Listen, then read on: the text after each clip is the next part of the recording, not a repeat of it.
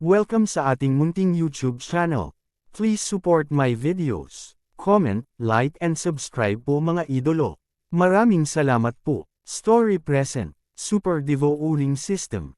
Kabanata 2371 mahirap lutasin. Kung gusto mong talunin ang Diyos na hayop na ito, napakahirap lang. Ang Thousand Beast Sword Attendant, ang Flower God Sword Attendant, hindi nag-abala si Yeshua na tawagan sila.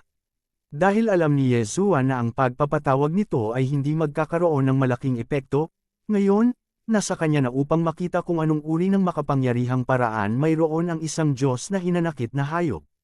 Masasabing kung ang supernatural na kapangyarihan o batas na kanyang minana ay medyo mas malakas, kung gayon si Yeshua ay hindi magkakaroon ng anumang pagkakataon, at mapipilitan lamang na gamitin ang token upang mag-teleport kaagad.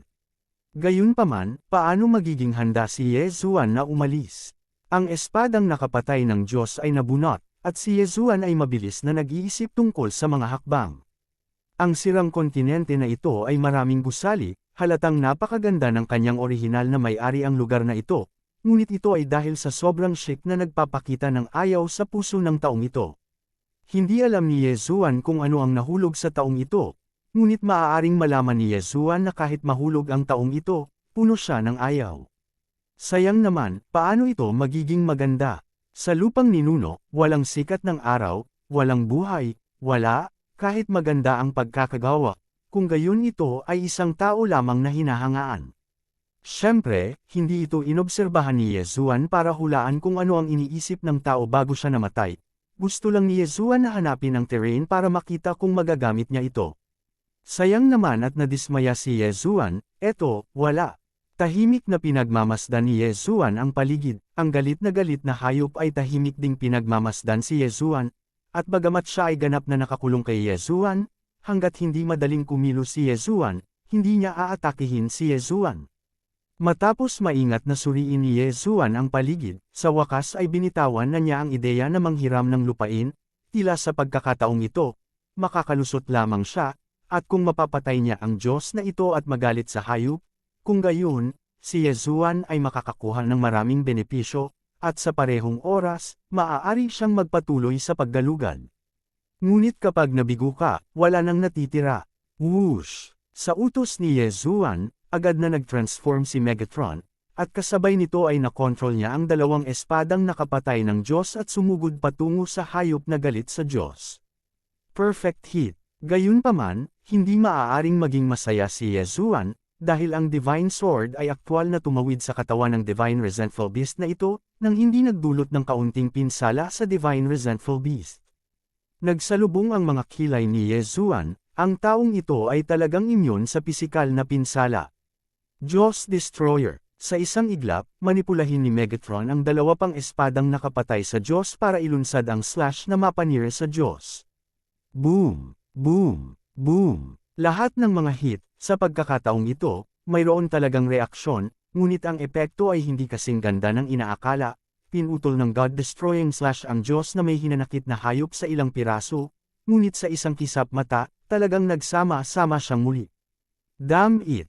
Agad na lumitaw ang Law Divine Bow sa kamay ni Yeshua, at walang pag-aalinlangan, isang arrow ang ipinutok. Sa pagkakataong ito, gumamit si Yeshua ng rune, at ang paraan ng pag-atake ng rune na ito ay apoy. Sa isang iglap, ang rune ay direktang pumutok, at isang malaking apoy ang direktang nakapalibot sa makajos na hayop. Gayunpaman, nang mapatay ang apoy, natigilan si Yeshua nang makitang wala pa ring epekto. Naglunsad si Yeshua ng tatlong sunod-sunod na pag-atake. Ang unang 2 beses ay direktang hindi pinansin ng Divine Resentment Beast na ito, at sa pangatlong pagkakataong ito, sa wakas ay nagalit ito sa Divine Resentful Beast. Nakita lang ang Divine Resentment Beast na biglang gumalaw, ang isa sa kanyang mga kamay ay mabilis na humaba at lumaki, at naabot ang tagiliran ni Yeshua sa isang iglap. Boom! Si Yeshua ay talagang napaalis ng suntok. Sa kabutihang palad, ngayong protektado na siya ng armor na nakapatay ng Diyos, hindi masyadong nasaktan si Yeshua.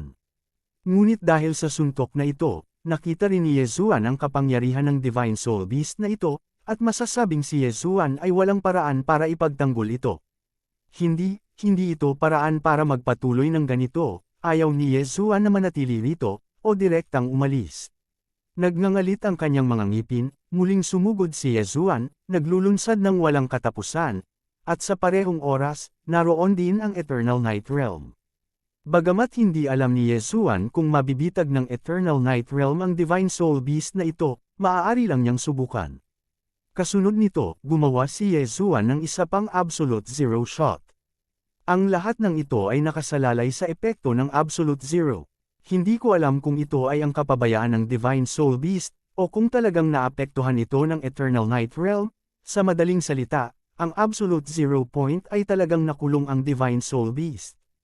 Magandang pagkakataon. Biglang gumalaw si Yesuan, at ang Lo Divine Bow sa kanyang kamay ay hinayla ang bowstring ng walang pag-aalinlangan.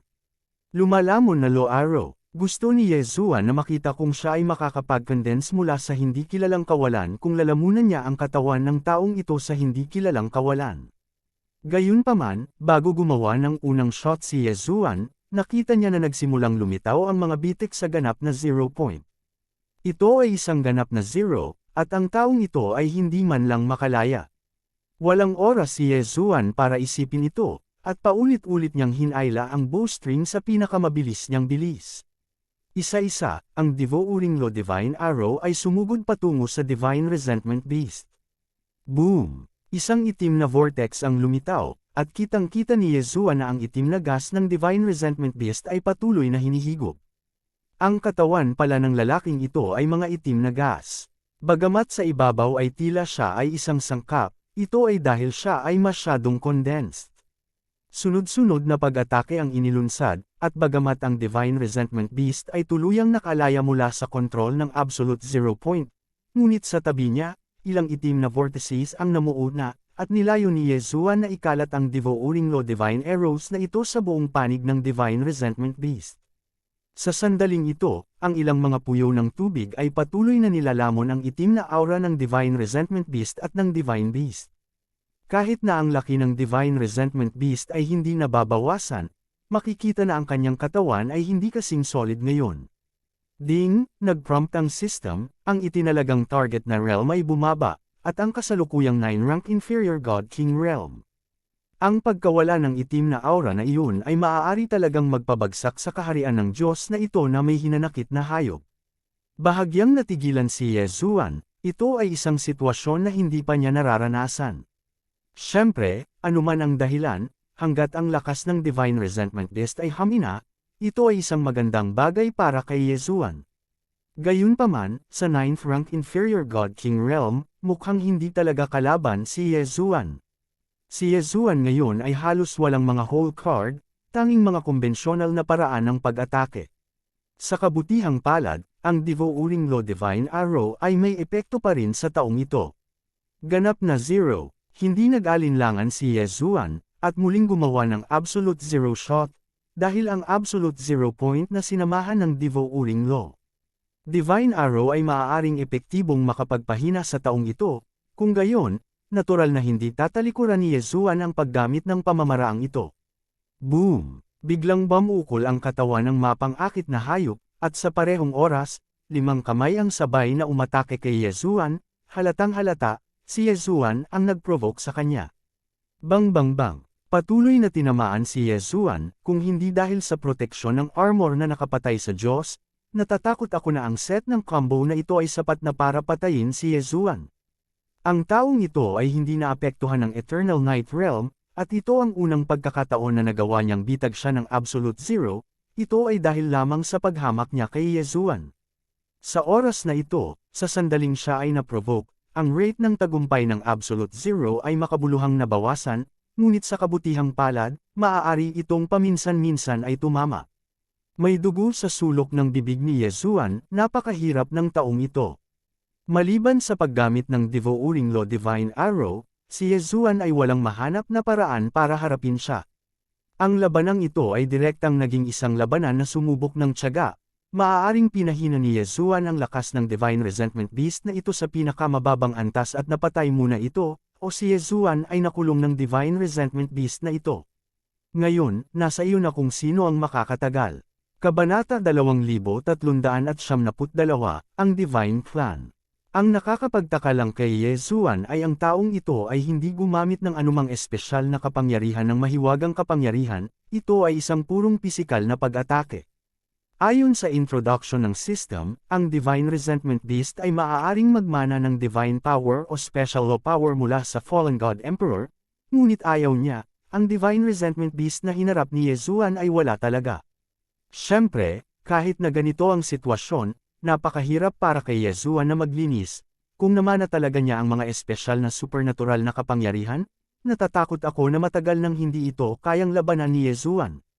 Tumagal ng 7 araw ang labanan, at sa loob ng 7 araw, umasa si Yezuan sa pagtatanggol sa nakapatay na sandata ng Diyos upang labanan ang pag-atake ng hayop na may galit sa Diyos, at pagkatapos ay patuloy na naghahanap ng mga pagkakataon upang ilunsad ang Absolute Zero Point, at pagkatapos ay ginamit ang Devouring Law Divine Sword upang patuloy na pahinain ang Diyos Resentful Beast.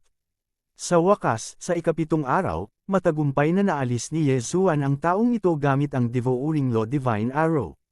Sa Ancestral Realm, talagang walang konsepto ng oras, pagkatapos ng lahat, bukod sa mga apoy ng multo na iyon, wala nang ibang pinagmumulan ng liwanag. Ang pagkatalo sa mapang-akit na hayop na ito ay sa wakas ay naghihintay para sa pag-aani. Nang makita ni Yezuan ang Disaster Crystal Nucleus, medyo nag-alinlangan siya sa kanyang puso, kanino dapat gamitin ang Disaster Divine Crystal na ito. Ang sistema ay nag-prompt na maaari itong gamitin upang palakasin ang Sword Guard, o maaari itong gamitin upang lumunin ang sarili nito. Masasabing ang dalawang opsyon na ito ay may kanya-kanyang benepisyo, sa ilang sandali, hindi makapagdesisyon si Yezuan, kaya pansamantala niya itong itinago, at handa siyang pumili pagkatapos umalis sa Ancestral Realm. Mabilis ang panahon, at hindi nagtagal, 30 taon na ang lumipas. Sa nakalipas na 30 taon, walang sitwasyon sa panloob na bahagi ng 9 directions at 60,000 teritoryo, at ang larangan ng digmaan ng pangunahing Diyos ay nahulog din sa isang pagkapatas. Alam ng mga dakilang puwersa ng 9 directions divine domain na si Yezuan ay gumawa ng malaking kontribusyon sa main God Arena, at ginantimpalaan ng God Lord na pumasok sa Ancestral Realm upang tuklasin ang mga kayamanan. Kaya naman, walang nang ahas na gumawa ng gulo sa panahong ito. Pagkatapos ng lahat, nang umalis si Yezuan, ito ay katumbas ng Divine Lord na personal na tumutulong sa pangangasiwa sa 6,000 realms of the 9 directions. Ang pag-unlad ni Yezang ay unti-unting umuunlad. Huwag tingnan ang oras ng 30 taon, sa katunayan, para sa banal na kaharian, walang gaanong pagkakaiba sa pagitan ng 30 taon at 3 taon. Sa araw na ito, sa wakas ay lumabas si Yezuan, nahihiya, ngunit ang kanyang mukha ay tuwang-tuwa. Dahil si Yezuan ay aktwal na nakatagpo ng mga labi ng isang Diyos na emperador kaagad pagkatapos na malutas ang Diyos na hinanakit na hayop, at ang sistema ay nag-udyok na siya ay mapasuko sa yugto ng batas. Ang espesyal na kakayahan ng Wanzan bloodline ay Wanzan, at ang yugto ng batas na iyon ay maaaring mapasuko bilang isa sa mga Wanzan, saan ito hahayaan ni Yezuan. Sa nakalipas na 30 taon, si Yezuan ay patuloy na naghahanap sa Ancestral Realm, ngunit ang mga labi ng God Emperor ay napakabihirang, kaya tinanggap na lamang niya ang 3 Dharma Phase at pinagsama ang mga ito sa bloodline ng 10,000 Venerables. May cooldown time para sa paggamit ng Law Phase, ngunit nakakakuha si Yezuan ng 3 yugto ng batas sa isang pagkakataon, nakatumbas ng pagkuha ng 3 whole card, paanong hindi siya masasabik? Bukod pa rito, sa proseso ng paghahanap ng mga natitirang iniisip, nakakita rin si Yezuan ng maraming mapagkukunan. Sa nakalipas na 30 taon, hindi napabuti ni Yezuan ang anumang kaharian, ngunit ang mga mapagkukunan na kanyang nani ay sapat na upang lubos siyang mapasaya. Sa araw na ito, nang lumabas si Yezuan sa kaharian ng mga ninuno, walang nakapansin sa kanya. Hindi nag-atubili si Yezuan, at dirdiretsong bumalik kay Yezang. Gayunpaman, bago makarating sa Yezang, unang nakatagpo ni Yezuan si Feiyan. Sa totoo lang, nang si Yezuan ay nagmamadali, si Feiyan ay lumitaw sa kanyang likuran mula sa kawalan ng hangin. Anak, labas ka na. Tumingin si Feiyan kay Yezuan at nakangiting sinabi. Para si Feiyan ay makaharap sa tabi ni Yezuan, hindi magiging estranghero si Yezuan. Gayunpaman, sa oras na ito, malinaw na nakabalik na siya kay Yezang, bakit dumating si Feiyan ng maaga. Kaya ngumiti din si Yezuan at sinabing, baka may nangyari sa 96,000 realm? Bakit ka pumunta sa akin ng maaga? Panipi, child, please rest assured, everything is fine in the 60,000 realms of the 9 directions. At maagang dumating ang maliit na babae dahil gusto niyang lumipat muna si Child sa settlement ng aming clan, para makapag-ayos si Child. I see, well, nangunguna ka. Bago lumahok si Yezuan sa pangunahing singsing ng Diyos, hinanap ni Feiyan ang kanyang mga angkan, at sa nakalipas na 30 taon, tiyak na dinala ni Feiyan ang kanyang mga angkan. Sa katunayan, ang mga tao ng angkan ng Feiyan at ang tribong Xuanxuan ng angkan ng Divine Rune ay naninirahan sa panahong ito. Dahil sa espesyal na katangian ng dalawang angkan, inayos nila ang mga mahiwagang porma sayon, at kahit na sila ay nasa 9 directions at 60,000 realms, kakaunting tao ang makakaalam ng kanilang lokasyon. Gayunpaman, maraming tao mula sa Divine Rune Clan ang nakilahok na sa Yes Sect, dahil sila ay nakilahok sa Yes Sect. Maaari silang magkaroon ng makatwirang dahilan upang lumabas upang magsanay. Si Yezuan ay ang sect master ng Yes Sect, at sa parehong oras ang honorary elder ng Xuanxuan clan, natural na ang Xuanxuan sect ay walang kahit kaunting opinyon sa Yeast. Gayunpaman, ang angkan ni Feiyan ang medyo mahirap ayusin. Sa katunayan, ang angkan ni Feiyan ay hindi simple, ang angkan ni Feiyan ay isang makapangyarihan at misteryosong Shenfeng clan. Sa Kaharian ng Diyos, maraming tao ang nakakaalam ng mga alamat tungkol sa Shenfeng clan, ngunit karamihan sa Shenfeng clan ay bumagsak noong sinaunang panahon, at ang natitirang Shenfeng clan people ay ginagamit din ng iba't ibang puwersa at patuloy na bumababa. Ngayon, wala nang maraming nabubuhay na Diyos. Ang bilang ng angkan ni Feiyan ay mahigit 3,000 lamang, ngunit isa na itong malaking tribo ng Shenfeng clan. Siyempre, walang duda na ang Godseal race ay isang spirit god race, ngunit ang lahi na talento ng lahi na ito ay ang Selyu. Ito ay isang napakalakas na kapangyarihan, at hindi na kailangang linangin ang lahat. Hanggat ito ay isang miyembro ng Divine Seal Clan, maaari itong automatikong matutunan, tinatawag nila itong Life Seal. Kapag na-activate na ang Life Seal, anumang buhay sa itinalagang lugar ay agad na mawawala ng tiyak na haba ng buhay at paglilinang. Ito ang kakilakilabot ng Divine Clan, ang kanilang natural na supernatural na kapangyarihan ay sadyang nakakatakot sa hindi mabilang na mga tao. Gayunpaman, ang talento ng kanilang lahi ay paggawa ng selyo. Ang mga seal ay isa ring mahiwagang subclass. Ito ay ang parehong likas na katangian bilang ang Rune Master, ang Array Mage, ang Refiner, at iba pa. Gayunpaman, ang sealer na ito ay hindi gusto ang buhay ng mga tao, ngunit tinatakan ang kabilang partido. Ang Divine Sealing Clan ay pinagkadalubhasaan ng maraming kakaibang pamamaraan ng silang, at ang pinakakilala sa labas ng mundo ay ang kanilang isang salitang Diyos.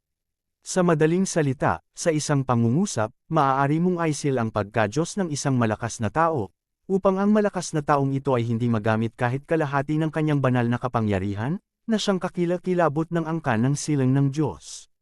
Maraming taon na ang nakalilipas, ang mga angkan ni Feiyan ay inalagaan ng murang Panginoon ni Yezuan, ang Ancient God Emperor, at pagkatapos ay nakahanap ng isang lihim na lugar upang magpagaling, ngunit nang misteryosong bumagsak ang Ancient God Emperor, tulad ng ibang puwersa na umaasa sa Ancient God Emperor, ang mga clansmen ni Feiyan ay naliquidate din. Sa pagkakataong ito, nang muling bumangon si Yezuan, natural na hindi sila nag-atubiling lumapit at kumalas. Sa kanilang mga puso, huwag tingnan si Yezuan bilang isang festival envoy lamang ng 9 directions at 60,000 realms ngayon, ngunit ang kanyang mga tagumpay sa hinaharap ay tiyak na higit pa sa kaunti. Nang dumating si Yezuan sa settlement ng Divine Rune Clan at ng Divine Seal Clan, hindi inaasahan ni Yezuan na ang mga tao ng dalawang clans ay naging maayos, at nagsanib puwersa pa sila para maghanda para gumawa ng Sealing Rune. Siyempre, walang pakialam si Yezuan kung paano sila naghagis. Sa pagkakataong ito, handa na si Yezuan na dalhin ang dalawang angkan sa Yes Sect. Si Yezang ay may sariling lihim na kaharian, at ang kahulugan ni Yezuan ay napakasimple, ibig sabihin, bigyan ang dalawang angkan ng magkahiwalay na lihim na kaharian, upang sila ay maging mas ligtas. Pagkatapos ng lahat, si Yezang ang pugad ni Yezuan, at syempre mas malaki ang safety factor. Nang marinig ang ayos ni Yezuan, natural na hindi tumanggi ang dalawang angkan, at direktang sumunod kay Yezuan at bumalik kay Yezang. Kabanata 2373, Paghahanap ng organisasyon ng pagkawasak. Siyempre, sa loob ng 30 taon, magkakaroon ng maraming pagbabago, kahit na hindi ito magkakaroon ng malaking epekto sa tunay na Kunlun Divine Domain, ngunit sa gitna ng 9 directions at 60,000 teritoryo, mayroon pa ring ilang maliliit na paggalaw. Kababalik lang ni Yezuan kay Yezang, at may nagulat sa kanya na sa nakalipas na 10 taon, sa 60,000 kaharian ng 9 directions, nagkaroon ng tuloy-tuloy na pagdagsa ng mga misteryosong puwersa. Ang puwersang ito ay sumalakay sa isang malaking bilang ng mga bihirang mapagkukunan at mineral, iba't ibang mga lihim na kaharian, ninakawan ang mga hayop na lumalamon, sinalakay ang mga marginal na lugar, at kahit na direktang ninakawan ang maliliit na sekta at iba pa. Bago umalis si Yezuan, sinadya niyang ipaliwanag na gusto niyang obserbahan ng mabuti ang panloob na sitwasyon, kaya sa oras na ito, nang mabuod ang impormasyon, naiintindihan ni Yezuan kung sino ang nanggugulo. Kung hindi ang organisasyong naglipol, sino pa kaya ito? Makamulto talaga ang extermination organization na ito, hanggat makakahanap sila ng pagkakataon, hindi nila ito pakakawalan.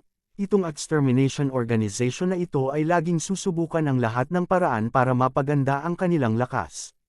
Gayunpaman, sa simula, naroon ang exterminator na nagparamdam kay Yezuan ng labis na kapangyarihan. Ngunit ngayon, sa mga mata ni Yezuan, wala siyang pinagkaiba sa mga bandido at bandido.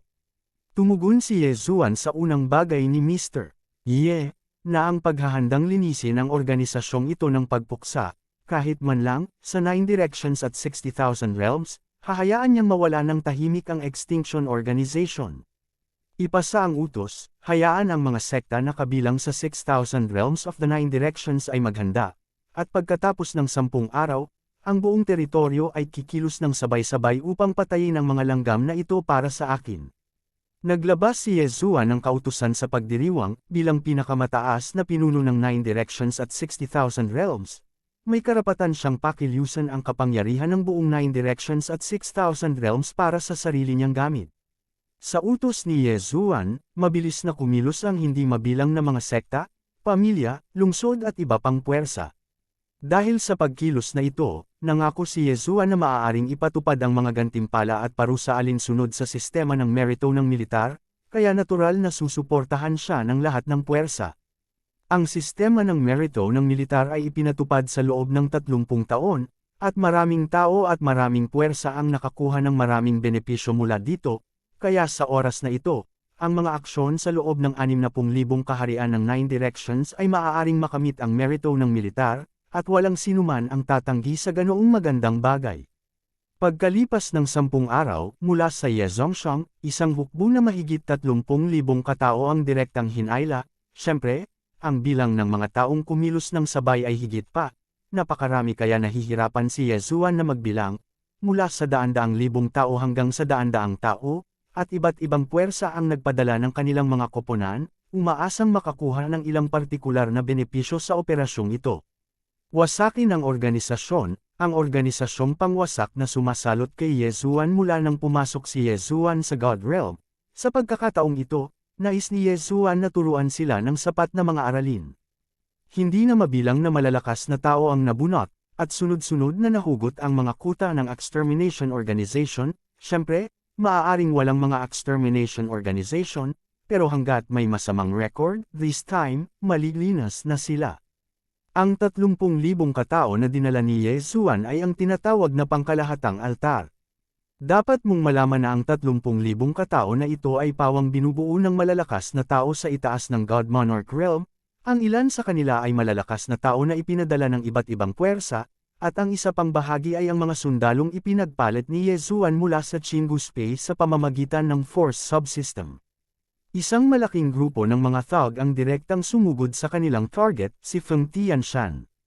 Ang Feng Tian Mountain ay isang malaking hanay ng bundok, maraming mga banal na hayop dito, at sa parehong oras, ang kapaligiran ay napakasama, kaya kakaunti ang mga tao na pupunta dito, ngunit ito ay tiyak na dahil dito pinili ng mga tao ng Immortal Organization na maging punong tanggapan. Ang punong tanggapan ng buong 9 directions at 60,000 realms. Akala ng extermination organization ay perpekto na magtago dito at isagawa ang kanilang plano, ngunit hindi nila alam na matagal na silang itinuring ni Yezuan bilang isang tinek sa mata. Inakala nila na si Yezuan ay isang pinagkakatiwalaang sugo ng festival, at ang kanyang kontrol sa buong 9 Directions at 6,000 Realms ay hindi kasing swal gaya ng ibang mga sugo ng festival. Ngunit minamaliit nila ang mga pamamaraan ni Yezuan, at minamaliit din nila ang suporta ng Divine Lord Mian kay Yezuan. Sa nakalipas na 30 taon, malinaw na wala si Yezuan, ngunit dahil sa kanyang nakaraang serye ng mga pagsasaayos, at dahil sa malakas na suporta ni Mian, ang buong 9 Directions at 60,000 Realms ay bumalik na sa kanilang mga puso. Lord Jido, ito na, ayon sa aming katalinuhan, narito ang punong tanggapan ng mga taong iyon.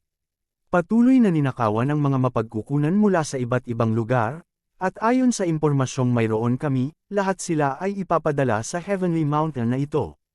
Sinabi ng isang gabay kay Yezuan, siya ang partikular na responsable sa pagsubaybay sa bagay na ito, kaya mayroon siyang medyo malinaw na impormasyon tungkol sa pagkawasak ng organisasyon. Okay, alam ko, magdadala ka ng 20,000 na tao para palibutan ako dito. Huwag mong bibitawan ang anumang mahalagang intersection, ako mismo ang magpapasok ng mga tao. Oo, Panginoon Jido, dahil gusto ni Yezuan na bunutin ang organisasyon ng pagpuksa dito, natural na hindi niya pababayaan ang sinuman sa kanila. 20,000 parang iilan. Gayunpaman, kailangan din nating tingnan kung anong uri ng paglilinang ang 20,000 katao. Ang 20,000 katao sa pinakamababang God Monarch Realm ay hindi mahina. Pagkatapos ayusin ang lahat, direktang dinala ni Yezuan ang natitirang 10,000 katao sa Fengtian Mountain. Obviously, alam din ng exterminator na malapit na itong dumating sa kapahamakan. Ngunit ngayon ay wala na silang pagkakataong umalis kung gusto nila, kaya inayos nila ang hindi mabilang na mga depensa sa pag-asam na mapipigilan ang mga hakbang ni Yezuan. Hindi nagtagal pagkatapos pumasok si Yezuan sa Sealed Heaven Mountain, siya ay inatake, at aabot sa 100,000 totem beast, sa pakikipagtulungan ng 100,000 miyembro ng Annihilation Organization, direktang naglunsad ng pag-atake kay Yezuan. Sayang naman ang hina nila. Ikinaway ni Yezuan ang kanyang kamay, at 5,000 powerhouse ang direktang nagpadala. Hindi nagtagal at napatay ang 100,000 tao na ito.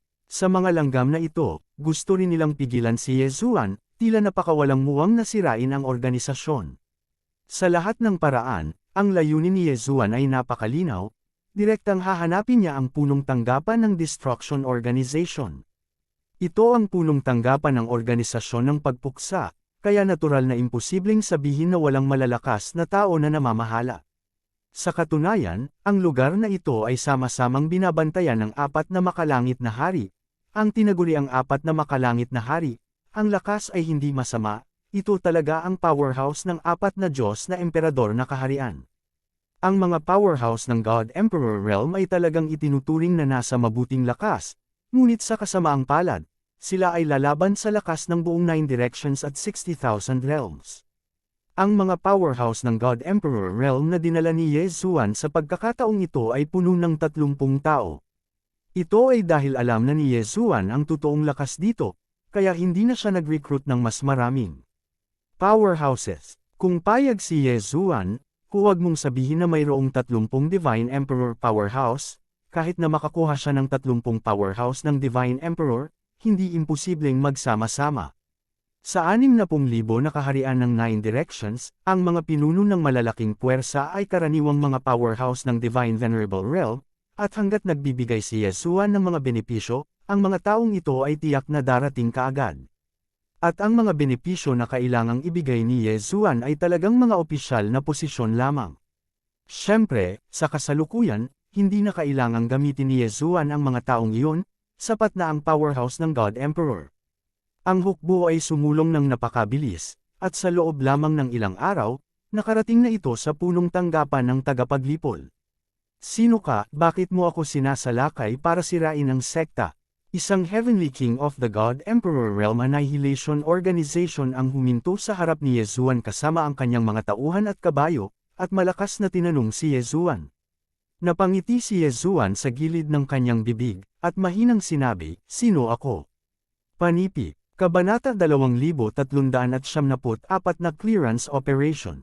Nang marinig ang boses, agad na itinuon ng Heavenly King ang kanyang mga mata sa katawan ni Yezuan, at nang makita niya si Yezuan, biglang nagbago ang kanyang ekspresyon. Dahil pinili niyang itayo ang kanyang punong tanggapan sa 9 directions at 60,000 realms, paanong hindi niya kilala si Yezuan? Pagkatapos ng lahat, si Yezuan ang tunay na master ng 9 directions at 60,000 realms.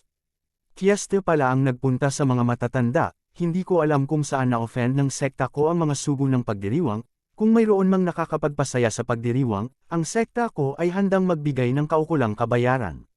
Noong araw na iyon, bahagyang nagbago ang mukha ng hari, at agad niyang sinabing may paggalang kay Yezuan.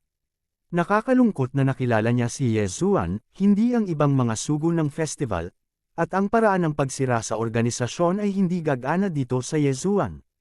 Iisa ang estratehiya ng mga exterminators sa alinmang rehiyon, gagawin nila ang lahat para dambungin ang mga yaman ng malalayong lugar. Gagamit sila ng iba't ibang paraan para makalusot sa mga resource production areas ng mga makapangyarihang rehiyon, at pagkatapos ay ipunin ang mga yamang ito kung gagawin nilang hindi masaya ang mga taong nasa kapangyarihan doon. Gagasto sila ng malalaking mapagkukunan upang makakuha ng pabor sa mga nasa kapangyarihan doon. Magbulag-bulagan talaga ang mga nasa kapangyarihan, tutal, kahit sila ay mga temperate envoy, imposibleng talagang kontrolin ang sarili nilang teritoryo. Sa makatuwid, ang mga masuweyeng puwersang iyon, ang mga lugar na iyon na walang halaga sa mga mata ng Jido envoys, natural na mas mahusay na makakuha ng mga benepisyo mula sa organisasyon ng pagpuksa bilang kapalit. Ngunit si Yezuan ay walang iba, ang layunin ni Yezuan ay napakalinaw, ibig sabihin, ang ganap na puksain ang organisasyon.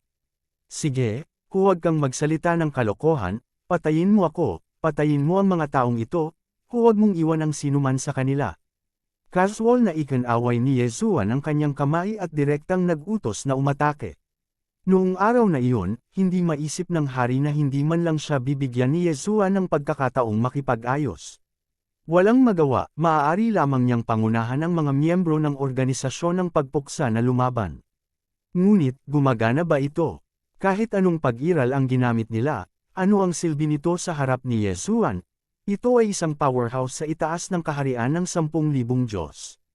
Ang mga demonyong Diyos na tinawag ng pinuno ng organisasyon ng paglipol ay pinatay, at ang mga miyembro ng organisasyon ng pagpuksa ay pinalibutan at pinigilan. Isa-isa. Hindi mabilang na mga mapagkukunan, hindi mabilang na mga totem beast ang inagaw pabalik. At ang lihim na kaharian ng punong tanggapan ng organisasyon ay direktang nilabag. Gaya ng sinabi ni Yezuan, naglabas siya ng utos ng pagpatay, hanggat ang taong sumire sa organisasyon, hindi mananatili si Yezuan. Dahil alam ni Yezuan na ang pag-alis sa kanila ay magiging isang sakuna lamang. 3 sa 4 na hari sa langit ay mabilis na napatay. At alam ng mga natitira na hindi sila kalaban ng malalakas na lalaking ito, kaya inutusan nila silang maghiwa-hiwalay at lumabas. Nakakalungkot lang na may 20,000 malalakas na lalaki na naghihintay sa kanila sa periphery. Ang buong 9 Directions at 60,000 Realms Clearance and Extermination Organization ay tumagal lamang ng 3 buwan. Gayunpaman, pinayagan nito si Yezuan na pumatay ng halos 30 milyong miyembro ng Annihilation Organization mula sa 60,000 kaharian ng 9 Directions, ang ilan sa mga miyembrong ito ay napakahina, at syempre, mayroon ding malalakas. Kasabay nito, ang mga demonyong Diyos na muling binuhay ng organisasyon ng pagpuksa ay pinatay, at mayroong kasing dami ng 100,000 sinaunang mga Diyos ng demonyo.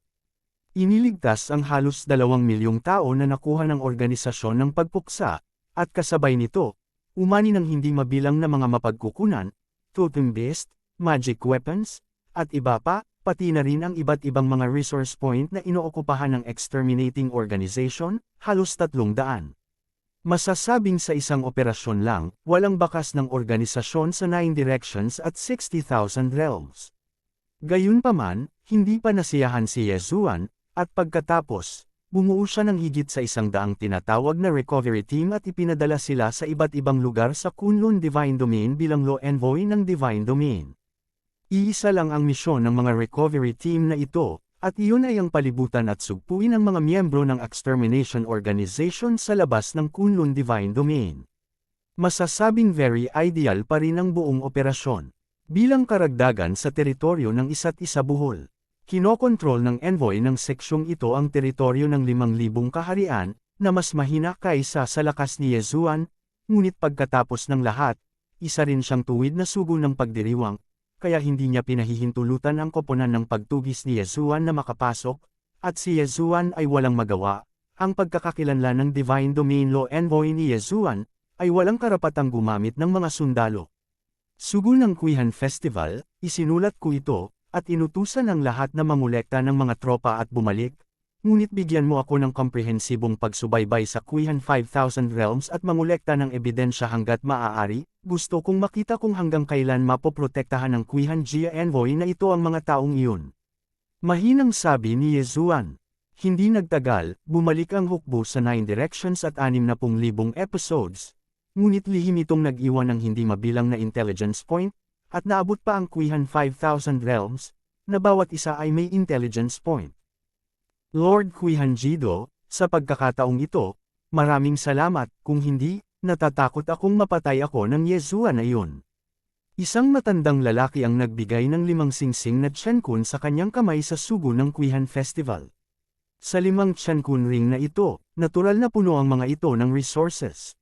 Ngumiti si Kuihan Jia do Envoy at kinuha ang 5 singsing ng Chenkun, ngunit mahinang sinabi, saan sinabi ng Sect Destroyer, siya si Yezuan ay nag-anunsyo ng kanyang personal na paghihiganti, at talagang ganito ang pakikitungo niya sa Sect-destroying sect, at ikaw talaga ang pumasok sa aking Kuihan Realm, pagkatapos, makatitiyak ka, hindi pa ako naniniwalang diretsyong umabot si Kuihani, Panipi. Huwag kang mag-alala, siya at ako ay parehong mga sugo ng pagdiriwang, at ang mga karapatan ay pareho, tulad ng panahon ng digmaan sa domain ng Diyos, maliban kung ayaw niyang mabuhay, tiyak na hindi siya maglalakas loob na manggulo.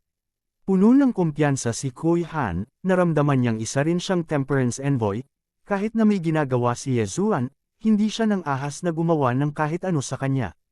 Nakakalungkot na minamaliit pa rin niya si Yezuan, at ang mga intelligence station na ito na iniwan ni Yezuan ay patuloy na nagpapadala ng balita kay Yezang, at si Yezang ay nagbuod ng mga balitang ito. Biyaya talaga itong Kuihan Festival Envoy. Sa kanyang sitwasyon, maging ito ay isang sekta o isang Diyos, siya ay nahahati sa 3 uri, siya mismo, natural, ay ang unang klase, tinatamasa ang hindi mabilang na mga pribilehyo, at ang pangalawang uri ay ang mga puwersang nakakabit sa kanya. Ang mga puwersang ito ay maaaring hindi makakuha ng masyadong maraming benepisyo, ngunit hindi bababa sa hindi sila pagsasamantalahan. Gayunpaman, para naman sa ikatlong klase, ibig sabihin, malungkot ang mga puwersang iyon na ayaw sumama sa Kuihan, masasabing halos kalahati ng kita ni Kuihan ay kukunin ni Kuihan sa iba't ibang dahilan, not to mention, every time na may parang troop draw, lahat ng puwersang ito ay ilalabas. Si Yezuan ay patuloy na nangongolekta ng impormasyon, at si Kuihan ay gumawa ng napakaraming masamang bagay, kaya't hindi na kinailangan ni Yezuan na sadyang kolektahin ang mga ito upang makakuha ng sapat na impormasyon. Sa makatuwid, ang isang ulat ay direktang ipinadala kay Mian. Sa katunayan, medyo nagsasalita, walang masyadong maraming mga patakaran sa Kunlun Divine Domain, pagkatapos ng lahat, hindi banggitin ang Kunlun Divine Domain, kahit na ito ay ang buong Divine Realm, pinaniniwalaan lamang na ang malakas ay iginagalang. Ngunit, pagkatapos ng lahat, ang pinakamalakas na tao sa Kunlun Divine Domain ay si Mian, at sa parehong oras, ang Divine Domain ay ang Divine Domain. Kaya hindi nagtagal, isang pangkat ng mga bantay ng Divine Palace ang dumating sa Kuihan Divine Domain kasama si Yezuan. Hindi binigyan ng pagkakataon si Kuihan na ipagtanggol ang kanyang sarili, at direktang inaresto siya ng mga bantay ng Divine Palace. Pag-aalsa, walang lakas ng loob si Kuihan, dahil sa pagkakataong ito ang mga bantay ng Divine Palace na ipinadala ni Mian ay may 12-12 ng mga tao na ang mga kaharian ay mas mataas kaysa kay Kuihan.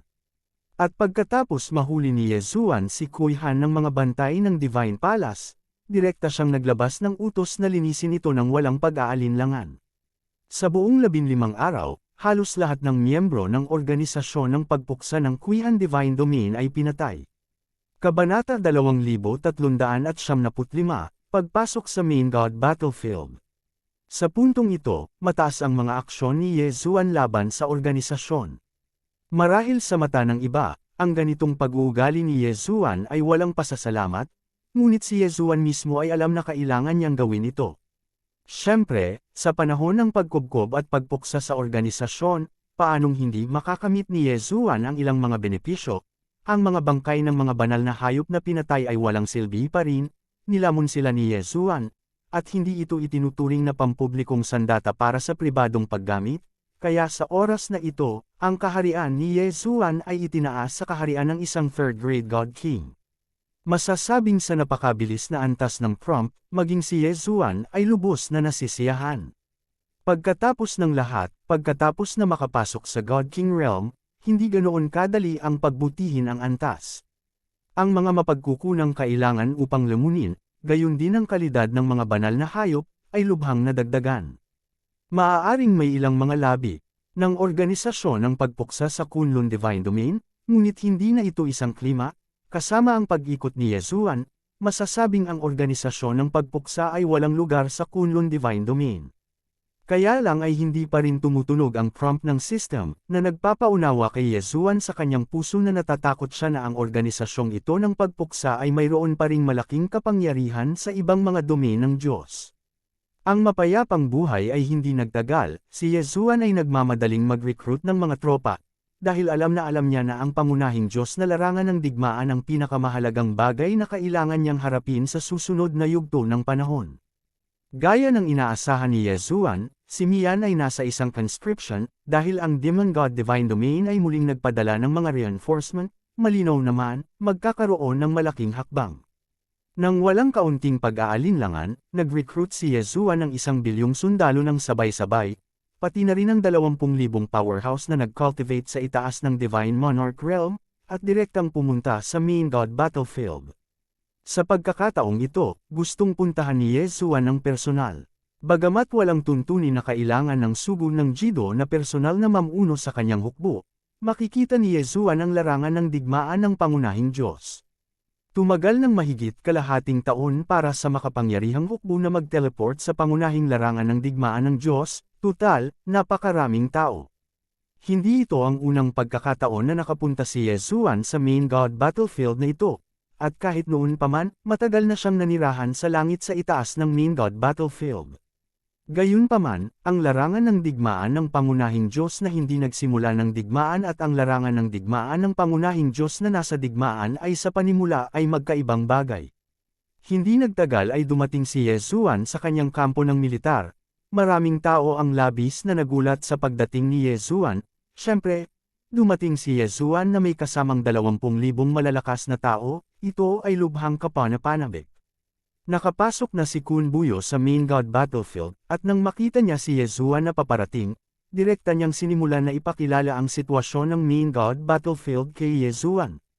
Lord Jidu Envoy, ang pangunahing larangan ng digmaan ng aking 9 Directions and 60,000 Realms ay isang seksyon ng 100,000 kilometro ng City Wall, at 1,000 lungsod sa likod ng seksyong ito ng City Wall, at bilang karagdagan, mayroong 108 resource point, 1 peel resource point. Sa labas ng mga pader, sinasakop namin ang 68 mga outpost, pati na rin ang 6 na kuta. Ang mga mapagkukunang punto, lungsod, kuta, at pader ng lungsod ay ang mga pangunahing bahagi ng buong pangunahing larangan ng digmaan ng Diyos. Bueno, naiintindihan ko ang mga pader ng lungsod, mga lungsod, at mga kuta, ngunit ano ang nangyayari sa mga mapagkukunang punto? Tanong ni Yesuan, hindi niya talaga naiintindihan ang mga bagay na ito. Lord Wijido, sa larangan ng digmaan ng pangunahing Diyos, dahil sa madalas na labanan, ang banal na kapangyarihan sa pangkalahatan ay mas magagalitin, at tanging sa lungsod na may pagbabawal sa proteksyon, ang lahat ng mga sundalo ay maaaring magtanim at magpahinga ng may kapayapaan ng isip, tulad ng para sa mapagkukunang punto, tulad ng ipinahihiwatig ng pangalan. Ito ay isang lugar upang mangolekta ng mga mapagkukunan. Sa pangunahing larangan ng digmaan ng Diyos, noong una itong itinatag, isang espesyal na pagbabawal ang sadyang inilatag, at ang pangunahing larangan ng digmaan ng Diyos ay gumawa ng libu-libong espesyal na mapagkukunan, at ang haba ng mga mapagkukunang ito ay nangangailangan ng maraming espesyal na sangkap. Tulad ng dugo ng mga Diyos, at tanging ang pangunahing larangan ng digmaan ng Diyos ang nakakatugon sa gayong mga kondisyon. At ang mga mapagkukunang ito ay napaka-epektibo para sa pagpapabuti ng kaharian ng mga sundalo, ngunit ang mga ito ay pantay na ipinamahagi sa gitna ng larangan ng digmaan, kaya kung gusto mong makakuha ng mga resource point, kailangan mong magpadala ng mga sundalo upang agawin ang mga ito, at dapat ka ring mag-ingat laban sa kontra-atake ng kalaban. Tungkol sa Peel Resource Point, ito ay dahil mayroong isang espesyal na banal na apoy at banal na kapangyarihan, at ang epekto ng pagpino ng tableta ay maaaring tumaas ng ilang beses. Kumbaga, lahat ng mga general ng ating siyam na direksyon at 60,000 realms ay umaasa dito para sa suporta. Tumango si Yezuan, sa katunayan, alam na alam niya kung bakit nagkaroon ng ganoong resulta. Dahil sa pagpasok sa larangan ng digmaan ng pangunahing Diyos, ito man ay isang sundalo o isang general, lahat sila ay handa na upang maliwanagan, kaya halos lahat ay hindi magdadala ng napakaraming mapagkukunan sa kanilang mga katawan. Bukod pa rito, kahit nadalhin ito, gayunpaman, ito ang larangan ng digmaan ng pangunahing Diyos, at ang pagkonsumo ay hindi mailarawan ng isip, kaya't ang mga mapagkukunang punto ay naging focus ng pagtatalo, kung gayon, maraming beses, ang tunay na salungatan ay sumiklab, madalas dahil sa mga mapagkukunang punto. Ang magkabilang panig ay may malaking pader, at ang higanting pader na iyon ang susi sa tagumpay o pagkatalo. Mayroong hindi mabilang na mga lungsod sa likod ng mga higanting pader, ngunit ang mga lungsod ay maaari lamang magbanggit ng garrisoning at paglilinang, at imposibleng magbigay ng mga mapagkukunan. Ang tanging paraan upang makakuha ng mga mapagkukunan ay ang magmadali sa buffer zone sa labas ng mga pader ng magkabilang panig. Kung gayon, hindi maiiwasan ang salungatan. Sa kabutihang palad, mayroon ding mga lungsod at kuta sa buffer zone, na maaaring gamitin ng Evergrande mula noon. Sa mga lungsod at kuta na ito, magkakaroon ng sapat na mga sundalo na nakatalaga upang protektahan ang kanilang sariling mga mapagkukunan. Sa karagdagan, ang Lord of the Festival, sa gitna ng larangan ng digmaan, mayroong 5 Magic Weapon Resource Point. Ang mga Magic Weapon Resource Point na ito ang susi sa kompetisyon. Itong Magic Weapon Resource Point, bawat buwan ay automatikong gagawa ng sinaunang Magic Weapon. Masasabi na kapag ang Magic Weapon Resource Point ay nakikipagkompetensya, ito ang pinakamalupit na oras ng digmaan. Sa karagdagan, mayroong ilang kalat-kalat na random na mapagkukunan, na walang nakakaalam kung paano sila lumitaw, ngunit sa sandaling lumitaw ang mga ito, walang alinlangan na agad silang magdudulot ng digmaan. Nagpatuloy si Kunbuyo. Tumango si Yezuan, ito ang pangunahing larangan ng digmaan ng Diyos, lahat ng uri ng puwersa ng batas ay puno nito. Medyo magulo na ito, at kapag nabuksan na ang pangunahing larangan ng digmaan ng Diyos, natural na walang mapalampas na mapagkukunan. Sa labas ng larangan ng digmaan, maraming lugar na hindi tuklasin ng magkabilang panig, kung tutuusin, mas delikado ang mga lugar na iyon.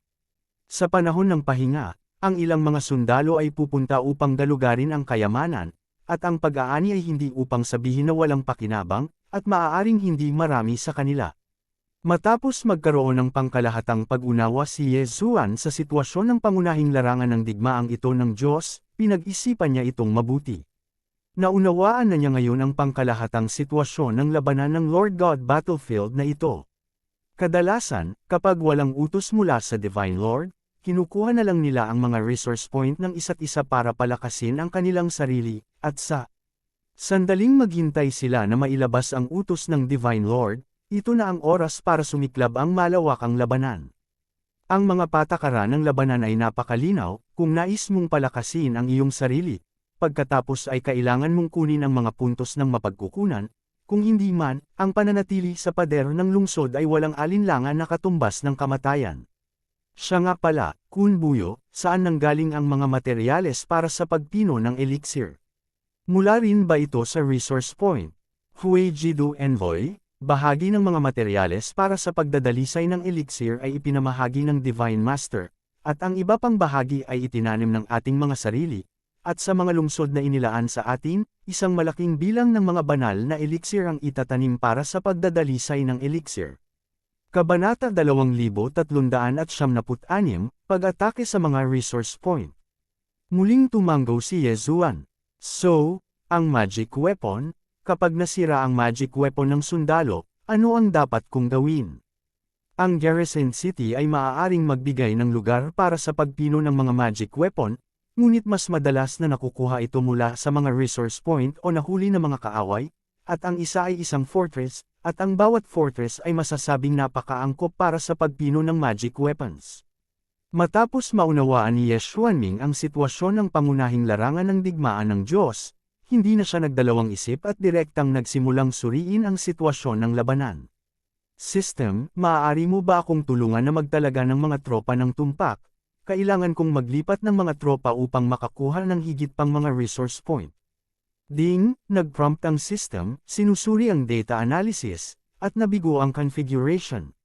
Ding, ang system ay nag-prompt na ang sistemang ito ay walang kakayahan na pag-aralan ng force allocation plan, at ito ay inirekomenda na ang host ay ayusin ito ng mag-isa. Gayun din, ang pangunahing tungkulin ng system ay pahusayin ang personal na lakas, at sa ganoong malaking digmaan, hindi masyadong umasa si Yezuan sa system. Maingat na tiningnan ni Yezuan ang mapa, napakalaki ng mapa na ito. Kung tutuusin, napakalaki na ng main god battlefield. Ngunit nalaman ni Yezuan na ang mga resource point na inookupahan ng kanyang 9 directions at 60,000 realms ay talagang medyo mahina. Sa makatuwid, ang kanyang unang yugto ng plano ay ang pagkuha ng mga resource point. Ang mga resource point ng mga tao sa kanyang sariling panig ay natural na hindi madaling simulan, kaya maaari lamang ay target ni Yezuan ang katawan ng Demon God Domain. May tao, utusan mo ako, magtipon ng tropa. Ano ang handang gawin nito? Ang Panginoon ay hindi nagbigay ng utos sa labanan. Handa ka na ba? Ang isang malakas na lalaki ay tumingin kay Yezuan ng may pagtataka, hindi naiintindihan ang iniisip ni Yezuan. Napakarami sa atin na nagbabantay ng higit sa 100 resource point, sa tingin mo ba sapat na? Ito, hindi sapat. Kung hindi sapat, bakit hindi mo ito makuha? Ipunan ang iyong mga puwersa, kukunin ko ang mapagkukunang puntong ito. Casual na itinuro ni Yezuan, huwag tumingin sa kanya ng ganito, ngunit ito ay delineated, ngunit may daan-daang resource point. Ang mga kuta, resource point, lungsod at iba pa ng main god battlefield ay lahat ay walang pangalan, at sa utos ni Yezuan, 50 milyong sundalo at 10,000 god monarch realm powerhouses ang direktang nagtipon. Ang pangkalahatang utos ni Yezuan ay ipinarating ng napakalinaw. Ang labanan na ito ay para lamang sa pag-agaw ng mga resource point, at upang makuha ang mga benepisyo ng mga resource point, natatakot ako na walang sinuman ang hindi nakakaintindi. Sa tuwing makakakuha ka ng isa pang resource point, kung gayon ang lahat ay makakakuha ng mas maraming pamamahagi.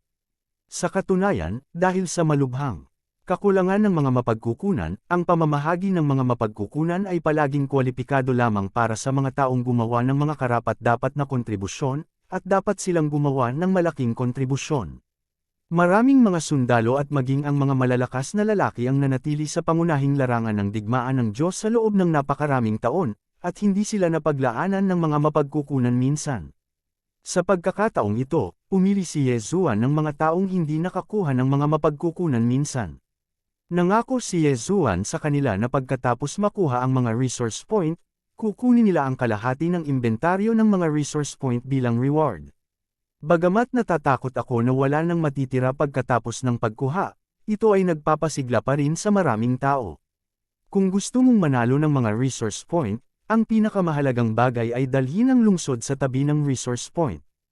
Ang mga lungsod sa pangunahing larangan ng digmaan ng Diyos ay pinalakas sa pamamagitan ng mga espesyal na batas, wika nga, walang paraan upang sirain ang mga ito. Patayin mo ako. Sa utos ni Yezuan, ang lahat ay naglunsad ng isang pag-atake sa isang iglap, sa kalangitan, sa ilalim ng lupa, hindi mabilang na mga sundalo ang sumugod, at si Yezuan ay direktang bumangon sa hangin at sumugod patungo sa harapan.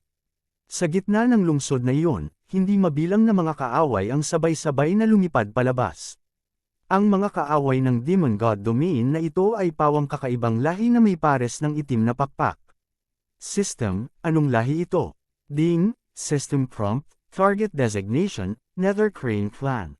Ang Netherworld Crane Clan, mula sa Netherworld region ng Demon God Domain, ay may natural na supernatural na kapangyarihan, Netherworld Affinity, at naiintindihan ang bilis ng mga batas ng Netherworld at pinagpala.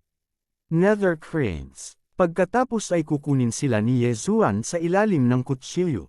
Patayin, bilasan mo. Sa dagandong na yumanig sa kalangitan, ang mga sundalo ng 6,000 Realms of the Nine Directions ay mabilis na nakipaglaban sa mga kaaway ng Netherworld Crane Clan, at si Yezuan ay direktang sumugod sa larangan ng digmaan. Megatron, Magic Weapon Form, out!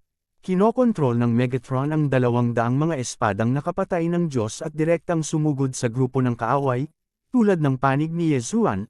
Karamihan sa mga ordinaryong sundalo sa Demon God Domain ay nasa True God Realm lamang, at paano nila nalalabanan ang pag-atake ng nakapatay na espada, sa isang iglap, sa harap ni Yezuan, daan-daang mga kaaway ang patuloy na napatay. At si Yezuan mismo ang humila ng Law Divine Bow. Batas na lumalamon sa banal na palaso. Boom! Isang itim na puyo ng tubig ang nabuo, at sa loob ng saklaw na iyon, daan-daang mga kaaway ang sinipsip sa puyo ng tubig, tila tiyak na kamatayan.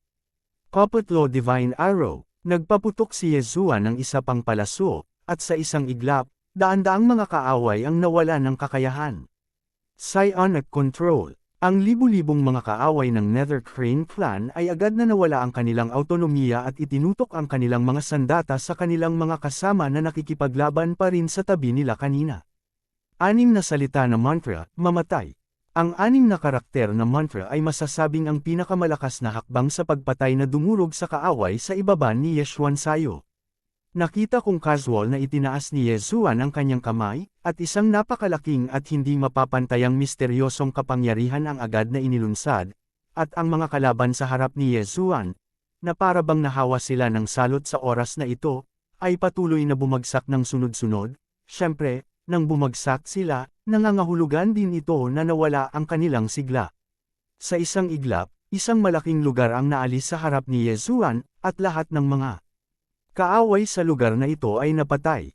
Pagkatapos ng lahat, si Yezuan ay isa na ngayong powerhouse ng 3rd grade High Grade God King Realm, at simple lang nadurugan ang mga ordinaryong sundalong ito. Ang mga kilos ni Yezuan ay natural na nakakuha ng atensyon ng malalakas na lalaki ng Nether Crane Clan, at sa sandaling ito, daan-daang malalakas na lalaki ang agad na sumugod, at ang isa sa kanila ay biglang nagsabing nagulat pagkatapos makita si Yezuan. Ito ang sugo ng Jido ng kalaban, mabilis na pakilyusan ang mga tao at mga kabayo, at papatayin siya, hanggat siya ay papatayin, ang matinding kaaway ay tiyak na matatamaan. Panipi, sa hindi inaasahang pagkakataon, nagawa ng mga tao ng Demon God Divine Domain ang napakagandang trabaho ng intelligence work, at nakilala nila ang pagkakakilanlan ni Yezuan sa isang sulyap. Gayunpaman, matatakot ba si Yezuan? Ang pagtitimpi ay nag-iingat sa iyong Panginoon. 12 ng malalakas na lalaki na nagbabantay sa tagiliran ni Yezuan ay agad na bumati sa kanya, at sa isang iglap, ang dalawang panig ay mahigpit na nag-away, at sa di kalayuan, may mga malalakas din na lalaki na kabilang sa 6,000 Realms of the Nine Directions na dumarating. Ang labanan sa pagitan ng malalakas ay direktang ginagawa ang lugar na ito na isang ipinagbabawal na lugar para sa mga ordinaryong sundalo. Pagkatapos ng lahat, kahit na ang malalakas na lalaki na ito ay sumabog sa labanan, sapat na upang gawin ang mga ordinaryong sundalo na hindi matiis, o kahit na direktang mahulog. May isang nasa katanghaliang gulang na lalaki na nakatayo sa tabi ni Yezuan. Ang taong ito ang pinakamataas na kaharian sa mga powerhouse na dinala ni Yezuan sa pagkakataong ito, at isa na siyang 3rd grade mid-level God Realm powerhouse. Divine Venerable, kahit tingnan mo ang buong 9 directions at 60,000 realms, kakaunti lang ito. Ang Divine Venerable powerhouse na ito ay hindi kumilos, ngunit tahimik na tumayo sa tabi ni Yezuan. Ang kanyang kasalukuyang tungkulin ay protektahan si Yezuan mula sa pag-atake ng mga sneak attack. Alam na si Yezuan ay lumitaw sa larangan ng digmaan, ang Nether Crane Clan ay natural na nagpatuloy sa pagpapadala ng suporta. Nakakalungkot lang na resource city lang ito, at napakaraming malalakas na tao doon. Kaya ang labanan ay halos pinindot at lumaban sa gilid ng 9 directions at 60,000 realms. Kabanata 2377, mga mapagkukunan ng pangunahing God Battlefield. Gayunpaman, kung tutuusin, ang Netherworld Crane Clan ay mahusay sa Netherworld Law, kaya sa oras na ito, mayroon ding ilang tao na direktang nakatago sa tabi ni Yesuan. Ang hitsura ng mga taong ito ay walang babala, kahit na ang Divine Venerable Powerhouse sa tabi ni Yesuan ay hindi pa ito alam noon. Anong uri ng kapangyarihan ng batas ito? Hindi maiwasang magtaka ni Yesuan. System, tuklasin ang kapangyarihan ng mga batas ng mga taong ito. Ding, System Prompt, Target Designation, may batas ng katahimikan. Ang batas ng katahimikan ay maaaring itago ang lahat ng sarili nitong hininga, hanggat hindi ito aktibong nakalantad, kung gayon maliban na lamang kung ito ay may espesyal na sandatang mahika o espesyal na supernatural na kapangyarihan, kung hindi, hindi ito mapapansin. At ang gayong kapangyarihan ng batas, imposibleng sabihin na hindi natinag si Yesuan, dapat mong malaman na kahit na ang nakatagong kakayahan ni Yesuan ng Wings of the Gods ay hindi ganoon kalakas. Gayunpaman, hindi hinimok ng system si Yesuan na sapilitang lumamon, kaya kahit natuksuhin si Yesuan, wala siyang magawa. Mamatay. Biglang, ang isang kaaway ng Nether Crane Clan ay talagang lumitaw na wala pang 2 metro ang layo mula kay Yesuan, at sa sandaling lumitaw siya, agad siyang naglunsad ng isang pag-atake, para lamang makita na ang taong ito ay may hawak na itim na bola sa kanyang kamay, at kasabay ng pag-atake kay Yesuan, ang bola ay nagsimula ng magpalabas ng napakalaking kapangyarihan. Ding! Alarm! Alarm! Ang host ay nasa ilalim ng mortal na pagbabanta. Ang host ay mortally threatened. Ding! Automatikong kukunin ng system ang autoridad, kukuha ng emergency defense plan, at ipatawag ang Shenwu Holy Turtle Law Face. Ding! Ang batas ay nasira. Ang alerto ay na-dismiss. Ang serye ng mga pagbabagong ito ay nagsabi rin na si Yesuan ay walang oras upang gumawa ng kahit katiting na hakbang, ibig sabihin, kung hindi dahil sa napapanahong pagkilos ng system, natatakot ako na si Yesuan ay bumagsak. Nakita ko ang isang marahas na puwersa na agad na winalis ang buong larangan ng digmaan, hindi alintana kung ito ay ang kaaway o ang kaaway, kahit daan-daang libong tao ang direktang napatay ng kapangyarihang ito yubo. Bumilis ang tibok ng puso ni Yesuan, sa pagkakataong ito, masasabing muntik na niya itong buhatin. Dapat mong malaman na ang yugto ng batas ng Divine Martial Saint Turtle ay ang pinakamalakas na yugto ng pagtatanggol sa batas na nakuha ni Yesuan sa kaharian ng mga ninuno, at ang tanging kakayahan ng yugto ng batas na ito ay ang napakalakas na pagtatanggol. Higit pa rito, ang lahat ng Dharma Face na inani sa Ancestral Land ay nasa kaharian ng God Emperor. Ngunit kahit na ang gayong pagtatanggol ay direktang nabasag pagkatapos lumaban, kaya may isip mo kung gaano kalakas ang pag-atake na ito. Masasabing pagkatapos ng suntok na ito, ang mga naglalaban ng powerhouse na iyon ay lubhang naapektuhan, at kahit higit sa kalahati ng mga ito ay direktang nahulog, at ang iba ay hindi gaanong mas mahusay, at ang pinarangalan ng Diyos na powerhouse sa tabi ni Yesuan ay hindi nagdusa ng maraming pinsala dahil siya ay protektado ng batas ni Yesuan. Hindi mapigilan ni Yesuan na magtanong, ano yun? System, what the hell is that black ball that attacked me just now? Ding! System Prompt, Target Designation, Ball of Law. Ang bola ng batas ay isang espesyal na sandatang mahika na nilikha ng malakas na tao sa pamamagitan ng patuloy na pagpiga sa kapangyarihan ng batas at paggamit ng mga espesyal na porma sayon at materyales upang palakasin ito. Ang magic weapon na ito ay isang beses na burst attack na magic weapon, na magkakaroon ng iba't ibang epekto sa pag-atake ayon sa iba't ibang kapangyarihan ng injected na batas, at napakadaling magpasabog ng sarili. Maaari mo bang iimbak ang pag-atake ng batas tulad nito? Masasabing ito ay lampas lamang sa imahinasyon ni Yesuan, dapat mong malaman na ang kapangyarihan ng batas ay isang ethereal na bagay lamang, hindi siya tubig, apoy, buhangin, at lupa, maaari siyang itago. Ngunit ang mga tao ng Demon God Divine Domain ay talagang gumawa ng ganoong bagay. Mahihiram lang ang kapangyarihan ng batas, kaya kapag nakast, mawawala agad. Hindi talaga maintindihan ni Yesuan kung paano ito ginawa ng mga tao ng Demon God Divine Domain, paano nila iniimbak ang kapangyarihan ng batas na ito sa globo. Siyempre, marahil ang pinakamahalagang bagay ay ang bola na nag-iimbak ng kapangyarihan ng batas, ang bagay na iyon ay ang tunay na bihirang kayamanan.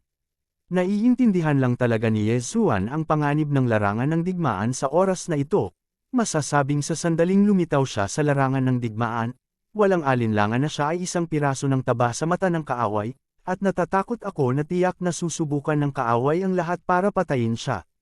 Pagkatapos ng lahat, si Yezuan ay isang temperance envoy, at sa sandaling si Yezuan ay napatay, ang dagok sa kasikatan ng mga tao sa Nine Directions Divine Domain ay maiisip.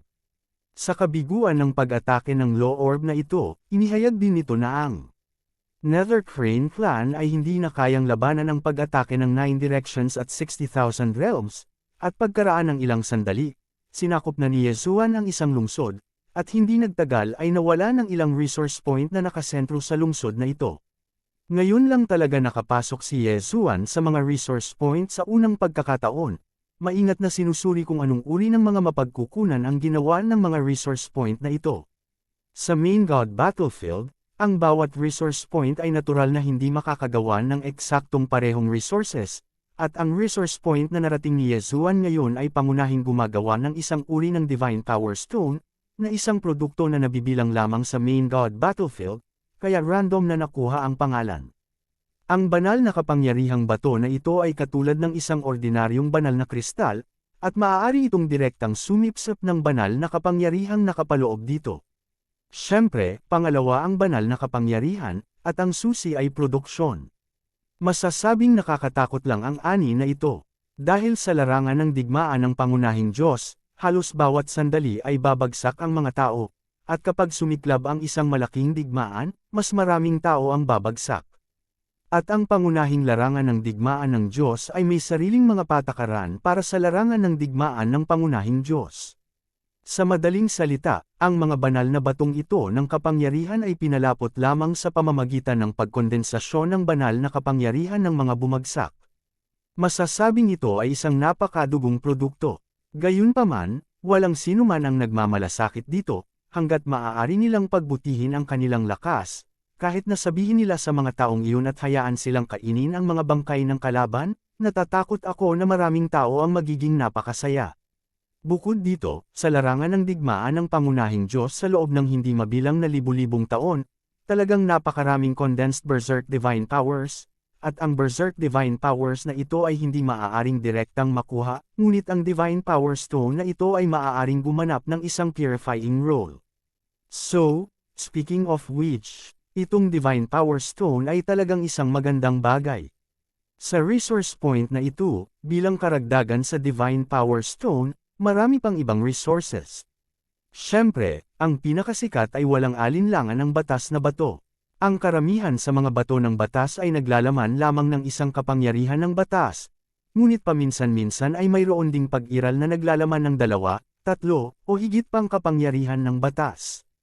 Marami at kakaunting low breath din ang nakapaloob sa mga batas na ito, ngunit gaano man ito karami, para sa mga ordinaryong sundalong iyon, tiyak na isang pagpapala ito, pagkatapos ng lahat, ito ay makapagbibigay daan sa kanila na malasahan ang kapangyarihan ng batas ng malapitan.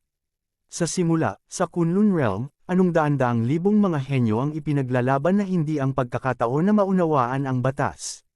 Siyempre, kahit na ang bato ng batas ay maaaring gamitin para sa pangunawa, ang epekto ay hindi masyadong maganda. Gayunpaman, bilang mga ordinaryong sundalo, ano pa ang maaasahan nila? Masasabing sa bawat Divine Domain War, maraming malalakas na tao ang isisilang, at ito ay dahil mismo sa Lost Stone na ito. Siyempre, bawal din ang Lost Stone na umalis sa Main God Battlefield, kapag umalis na ito, mawawala agad ang law power na nakapaloob dito. Para sa malalakas, ang bato ng batas ay parang isang banal na bato ng kapangyarihan, na maaaring magamit upang madagdagan ang kapangyarihan ng batas. Kabanata 2378, Isang makapangyarihang kuta. Ang mapagkukunang punto na ito, ang pangunahing bagay ay upang lumitaw ang lahat ng mga uri ng mga ores bilang karagdagan sa magic power. Stone at ang batas na bato, mayroon ding ilang mga ores na maaaring magamit upang pekay ng mga magic na armas. Pagkatapos, lumipat si Yezuan sa susunod na resource point. Kung ikukumpara sa mga hubad na tuktok ng unang resource point, ang pangalawang resource point na ito ay isang kagubatan, kung saan napakaraming mapagkukunan ng halaman, natural, ang mga mapagkukunan dito ay ginagamit upang pinuhin ang elixir. Kabilang sa mga ito, ang pinaka-espesyal ay maaaring isang prutas na tinatawag na Divine Skeleton Tree, Ang pinakakakaibang bagay ay ang paglaki nitong Divine Skeleton Tree. Ito ay may kaugnayan din sa digmaan, dahil, ang pagkain na kanyang sinisipsip ay ang pagpatay sa larangan ng digmaan, masasabi na hanggat ang Divine Skeleton Tree ay sumabog sa labanan, kung gayon, maaari itong tumubo ng mabilis sa loob ng ilang araw. Ang Divine Remains Fruit ay maaaring pinuhin ng isang napaka-natatanging elixir, ang Killing Chi Pill. Pagkatapos inumin ang elixir na ito, walang ibang epekto, ito ay upang madagdagan ang layunin ng pagpatay. Healing intent, maybe on the surface, it really doesn't seem too important, not increase cultivation or strength. Gayunpaman, ang elixir na ito ang pinakasikat sa larangan ng digmaan ng pangunahing Diyos. Dahil, kung tutusin, sa tuwing maglalaban ang pangunahing Diyos na larangan ng digmaan, magkakaroon ng isang malaking bilang ng mga non-combat attrition. Ang mga taong ito, hindi nila matiis ang impluwensya ng pagpatay ng layunin, sila ay natatakot na baliw, o sila ay nababaliw. Ang pagpatay sa layunin ay direktang makakaapekto sa isipan ng mga tao. Kahit na malakas ka, maaari kang maapektuhan. At sa larangan ng digmaan ng pangunahing Diyos, mayroong 10-10 milyon, o kahit daan-daang bilyong labanan na sumiklab anumang oras, maiisip mo kung gaano kalakas ang layunin ng pagpatay. Ang pag-inom ng Killing Intent Pill na ito ay epektibong makakaiwas sa pagkawasak ng layunin ng pagpatay, at kasabay nito, maaari nitong palakasin ang sarili mong layuning pumatay, kaya natural, ang bagay na ito ay gusto ng mga tao.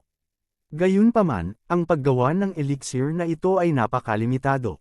Ininspeksyon ni Yezuan ang mga resource point na kinuha niya, ngunit wala siyang nakitang resources na karapat-dapat sa mga mata ni Yezuan. Siyempre, ang kabuuang halaga ng mga mapagkukunan ay napakalaki pa rin. Gayunpaman, natural na hindi ito kayang lumunin ni Yezuan, pagkatapos ng lahat ito ay mga sundalo. Ang pagkuha ng isang lungsod ay hindi makapagbigay kasiyahan kay Yezuan, kaya pagkatapos ng maikling pahinga, si Yezuan ay muling naglabas ng utos ng labanan. Kaya lang sa pagkakataong ito, hindi nasusugod si Yezuan sa harap niya. Kung tutuusin, kung kalalabas lang ng lobol, kung darating ito sa susunod, tiyak na hindi ito kakayanin ni Yezuan at hindi ito mapipigilan. Pinamunuan ni Yezuan ang hukbo upang sakupin ang ilang magkakasunod na lungsod, pagkatapos ng lahat, mayroong 10,000 malalakas na tao upang tumulong, at ang kaaway, saan siya makakalaban. Hindi nagtagal, dumating ang hukbo ni Yezuan sa harapan ng isang kuta. Kaya lang nang makarating siya rito, kailangan ni Yezuan na huminto sa pagsulong. Ang pag-atake sa isang kuta ay hindi gaanong simple. Sa kuta, sa pangkalahatan ay may ganap na pagbabawal sa himpapawid, na nangangahulugang imposibleng asahan na makalipad sa kuta. Sa pag-atake sa kuta, kahit na ang malaking hukbo na pinamumunuan ni Yezuan ay maisasagawa lamang tulad ng isang ordinaryong pagkugkob. Siyempre, hindi ito ang susi ay ang pagtatanggol ng kuta. Ang bawat kuta ay may espesyal na pagbabawal o pagbuo ng proteksyon, kaya't masasabing hindi ganoon kadali ang pagbaba ng kuta. Gayunpaman, sumuko na lang ng ganito, hindi pa rin magawa ni Yezuan. Sa pamamagitan ng pagwagayway ng kanyang kamay, isang taliban na hukbo ng 100,000 katao ang direktang naglunsad ng pagsalakay. Gusto ni Yezuan na makita kung anong uri ng pagbabawal ng tagapag-alaga ang mayroon sa kuta na ito. Bilasan mo, patayin, 100,000 katao, kung ang langit at ang lupa ay sabay na ipinadala, tila wala, ngunit ang paglulunsad lamang ng isang singil mula sa lupa ay napakaganda, at nakakahiya na ang kuta na ito ay sapat na napakalaki. Kung hindi, ang mga taong ito ay napalibutan na ang kuta. Sa pader ng lungsod, ang lahat ng uri ng pag-atake ay sumabog sa isang iglap, at ang liwanag ay sumikat, at ang makulay na liwanag ay napuno ang larangan ng digmaan, at ang lakas ng indibidwal, sa gayong larangan ng digmaan, ay nagsimulang magmukhang napakahina. Sa pamamagitan ng kanyang banal na pag-iisip, malinaw na nakikita ni Yezuan na ang mga sundalo sa kanyang panig ay patuloy na tinatamaan ng iba't ibang pag-atake ng batas, at pagkatapos ay nahulog. Sa pader ng lungsod, ang kaaway ay mahinahong makapaghahanda ng sunod-sunod na malaking hakbang, at kahit ilang tao, 12-12 ng tao, ay nagtitipon ng kapangyarihan ng batas para umatake. ngunit ang mga tropang pangkubkob sa ilalim ng pader ng lungsod ay maaari lamang gumamit ng kanilang sariling banal na kalasag sa kapangyarihan upang labanan. Biglang bumagsak ang isang daang haligi ng liwanag mula sa langit, at sa isang iglap lang, daan-daang tao ang direktang nag-vaporate, at pagkatapos ay nagsimula na talagang gumalaw ang haligi ng liwanag, basta't ang mga taong nataman niya ay nahulog kaagad. Anong klaseng pag-atake ito? Nagtatakang tanong ni Yezuan. Bumalik sa Geodo Envoy, ito ang pinakamadaling paraan para atakehin ang pagbabawal sa pagtatanggol sa kuta, tinatawag namin itong Light of God Extermination.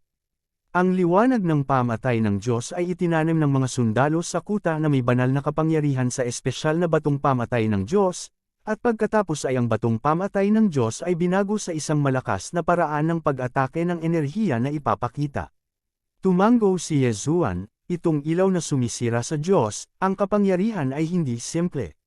Gayunpaman, bago pa man masulyapan ni Yezuan ang ilaw na sumisira sa Diyos, isa pang pag-atake ang biglang sumabog. Nakita ko na mula sa kuta, isang malaking itim na bola ang biglang lumipad palabas, at sa sandaling nahulog ang itim na bola sa labas, ito ay agad na sumabog, at una ay isang malawak na puwersa ang direktang dumurog sa ilan sa mga sundalo na kumukubkob sa lungsod. Pagkatapos, ito ay naging isang malaking bowl ang lumalamon at sinipsip ang mga tao sa paligid nito. Ang paraan ng pag-atake na ito ay lubos na katulad ng Devouring Lo Divine Arrow ni Yezuan, ngunit ito ay pinalaki lamang ng daan-daang beses. Boom! Boom! Boom! Sa kaunting malalakas na ingay, ilang napakalakas na yugto ng batas ang lumitaw sa larangan ng digmaan. Ang mga yugto ng batas na ito ay hindi lamang napakalakas, ngunit napakalaki din ng sukat, marahil dahil lahat sila ay tinawag ng domain ng Diyos ng demonyo, kaya ang mga ito sa pangkalahatan ay ang hitsura ng mga banal na hayop. Gayunpaman, ipinaliwanag ng entourage ni Yezuan, Lord Jido, ito ang natatanging Dharma Guardian ng fortress. Sa bawat fortress, magkakaroon ng 12-dosenang hanggang daan-daang iba't ibang phase. Ang mga phase na ito, kadalasan sa fortress, ay parang mga sculpture, hindi mahalata, ngunit kapag nakatagpo, maaari silang i-activate para protektahan ang fortress. Itong mga guardian laws na ito sa pangkalahatan ay maaaring tumagal ng ilang oras, syempre, maaari rin itong i-recall anumang oras. Ngunit ang oras ng cooldown ay ilang araw hanggang 10 araw lamang. Kung mabilis ang recall, maaaring mas maikli ang oras ng cooldown, masasabing napakahirap harapin. Ang kailangan lang ay ilang araw ng cooldown. Ito ay tumatagal ng ilang oras. Bahagyang nabigla ang puso ni Yezuan, alam mo, maaari rin niyang ipatawag ang magic phase. Ngunit ito ay isang cooldown time na daan-daan o libu-libong taon sa bawat pagliko, at ang oras upang lumitaw ay hindi masyadong mahaba. Hindi ko inaasahan na ang batas ng tagapag-alaga na ito sa pangunahing larangan ng digmaan ng Diyos ay maaaring maging napakalakas. Hindi katakataka na ang mga kuta ay kakaunti, at kung lahat sila ay mga kuta, imposibleng lumaban. 100,000 katao, isang buong 100,000 katao, ngunit sa lalong madaling panahon matapos ang pagtuklas ng tagapag-alaga, halos ganap na itong nabura. At kahit si Yezuan ay walang oras upang magbigay ng utos na umatras. Sa huli, mahigit 3,000 katao lamang ang umatras. Kabanata 2399, Madugong Labanan. Hindi katakataka na ang pagkonsumo ng pangunahing larangan ng digmaan ng Diyos ay napakalaki, isang kuta lamang ay nakakatakot na. Ngunit kung gusto mong takutin si Yezuan, imposible lang. Naglabas si Yezuan ng utos ng militar dito, sa pagkakataong ito. Hindi ito maliit na pag-atake ng 100,000 katao, ngunit isang buong 10 milyong tao ang sumugod, kabilang ang 2,000 powerhouse sa itaas ng Divine Monarch Realm. Ang tunay na pagkubkob ay ngayon pa lamang nagsisimula. Sa utos ni Yezuan, ang mga tao ay siksik ang sumalakay sa kuta. Siyempre, mayroon ding ilang kagamitan sa engineering na inihanda sa karamihan. Ang banal na kapangyarihang balista, nangangailangan ng daan-daang tao upang maabutin ito. Ang banal na kapangyarihang balista na ito ay naglalaman ng isang espesyal na porma sayon sa loob, na maaaring magpalit ng tinurok na banal na kapangyarihan sa kapangyarihan ng batas upang salakayin ang kalaban. Kung anong uri ng batas ang magbabalik loob, ito ay tinutukoy ayon sa porma sayon ng pagbabagong anyo na nakapaloob dito. At ang bawat pag-atake ay tiyak na makakapaglabas ng napakalakas na pinsala, masasabing kahit na ito ay isang malakas na tao sa God King Realm, kung siya ay naharang sa harap ng Divine Power Ballista na ito, tiyak na mamamatay siya. Marami pang mga diskarte tulad nito. Gayunpaman, hindi marami sa kanila, at ang mga materyales na kailangan para sa isang napakalakas na madiskarteng sandata ay maaaring isipin, at ito ay napakahirap na pekain ng mga ito. Masasabing ang kalkulasyon ay ang buong Kunlun Divine Domain, at hindi marami sa kanila. Sa mga kamay ni Yezuan, wala pang 100 units. Siyempre, ang ganitong uri ng madiskarteng sandatang mahika ay walang alinlangan na pangunahing target ng pag-atake ng kaaway, kaya halos 1,000 sa 2,000 powerhouse na ipinadala ni Yezuan ang nagbabantay sa mga madiskarteng sandatang ito. Boom! Isa itong Sky Dragonmon. Ito ay isang espesyal na banal na hayop na pinagkadalubhasaan ang kapangyarihan ng mga batas ng kalawakan, at ang banal na hayop na ito ay hindi natural na nabuo, ngunit umunlad sa isang totem na hayop. Ang pangunahing dahilan kung bakit ang mga totem beast ay dinadala sa larangan ng digmaan sa maraming dami bilang isang estratehikong mapagkukunan ay dahil din dito. Ang mga totem beast ay isa sa ilang mga espesyal na banal na hayop na maaaring ipanganak sa pamamagitan ng mga espesyal na paraan at mag-evolve sa mga sinaunang banal na hayop. Bagaman ang haba ng buhay ng ganitong uri ng sinaunang banal na hayop sa pangkalahatan ay napakaikli, hindi bababa sa, ito ay sapat na para sa labanan.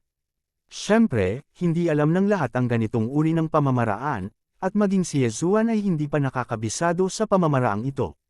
Sa oras na ito, nakita ko na sa gilid ng 9 directions at 60,000 realms, 12 ng Void Dragon Beasts ang lumabas ng direkta mula sa lupa, at sa isang iglap, sumugod sila sa pader ng kuta. Bigla na lang, nagkaroon ng madugong bagyo sa pader ng kuta, at ito ay talagang isang puwang na sinira ng Sky Dragon Beast na ito. Bilasan mo, patayin! Ang moral ng mga sundalo ng 60,000 realms sa 9 directions ay lubos na napalakas, at sila ay sumugod patungo sa puwang. Pagdating ng mga sundalo sa ilalim ng mga pader, agad silang nagtayo ng hagdan. Dahil sa ganap na pagbabawal sa himpapawid at pagbabawal, kahit na ito ay isang pagtalon, mahirap tumalon ng napakataas. Sa makatuwid, ang pagbuo ng isang hagdan ng tao ay naging ang pinakasimpleng at pinaka-epektibong paraan. Sa ilang sandali, 10,000 tao ang sumugod sa dingding. Ngunit mayroong isang puwang sa pader ng lungsod, na natural na nakakaakit ng atensyon ng malalakas na tao ng Demon God Domain, at isang pares ng malalakas na lalaki ang mabilis na nagpalakas, ngunit bago sila makakilos, nagkaroon ng isang alon ng malalakas na pag-atake patungo sa mga sundalo sa ilalim ng pader ng lungsod. Ginamit din ng kalaban ang Totem Beast. Order, pagkatapos magpadala ng 500 Totem Beast, dapat nating pagsamahin ang puwang na iyon. Nagutos si Yezuan, at hindi nagtagal, sumugod ang isa pang 500 Totem Beast na nanganak na ng mga sinaunang Divine Beast. Ang mga mythical beast na ito ay may isang bagay na karaniwan, at iyon ay ang mga ito ay napakalakas. Biglang hindi na makalaban at umatras ang kalaban sa puwang. Ang mga sundalo ng 60,000 na kaharian sa siyam na direksyon ay natural na hindi mag-aaksaya ng magandang pagkakataon, at isang sikat na sundalo ang patuloy na naniningil, sinusubukang lusutan ang linya ng depensa ng kaaway na ang puwang na iyon ang sentro. Gayunpaman, sa sandaling ito, isang liwanag ang biglang sumiklab sa bahaging iyon ng pader ng lungsod, na direktang bumabalot sa bahaging iyon ng pader ng lungsod. Ito ay hindi maganda, ginamit ng kaaway ang domain ng pader ng lungsod, at ang Panginoon ng pagdiriwang ay narito, mabilis na utos na baguhin ang posisyon ng pag-atake. Sa katunayan, hindi na kailangang magbigay ng utos si Yezuan, pagkatapos makita ang liwanag sa pader ng lungsod, hindi na namamalayan ng mga sundalo ang bahaging iyon ng pader ng lungsod. Ang kaharian ng pader ng lungsod ay isang natatanging domain ng pader ng kuta, hanggat ito ay isinaaktibo, pagkatapos ay maaari nitong agad na patayin ang lahat ng buhay na pumasok dito. Gayunpaman, ang cooldown time ng City Wall Field ay napakahaba, kaya sa pangkalahatan, hindi ito i-activate ng mga defender maliban kung ito ay talagang kinakailangan. Sa kabutihang palad, ang ilan sa 500 Totem Beast na ipinadala ni Yezuan ay sumalakay na sa iba pang mga pader ng lungsod sa oras na ito, at ang ibang bahagi ay hindi pa nakakaakyat sa pader ng lungsod, Kung hindi, natatakot ako na silang lahat ay direktang mawawasak doon. Ang City Wall Field ay masasabing isang killer defense para sa kalaban sa kuta. Siyempre, kung gagamitin ng kaaway ang domain ng pader ng lungsod, katumbas ito ng ganap na paglantad sa seksyong ito ng pader ng lungsod sa 9 directions at 60,000 realms. Hanggat nawawala ang kaharian ng pader ng lungsod, ang mga sundalo ng 60,000 kaharian sa siyam na direksyon ay sisilakay ng may kumpiyansa. Ang dugo ay umaagos, at ang mga Diyos ay patuloy na nadudurog. Napuno ng sigaw ng kamatayan ng kuta. Gayunpaman, ang mga nakapaligid na kaaway ay hindi nagpadala ng mga reinforcement, at ang mga nakapaligid na kaalyado ay hindi rin nagpadala ng mga reinforcement. Ito ang panuntunan ng pangunahing larangan ng digmaan ng Diyos, sa sandaling ang labanan, pagkatapos, ang dalawang puwersa ay kakagitan lamang ang kanilang sariling mga target, at hindi sila madaling pukawin ng iba pang mga kaaway, kahit na ang ibang mga kaaway ay malapit sa kamay. Hindi kung sino ang nag-uutos ng gayong mga taktika, ngunit isang pinagkasunduan.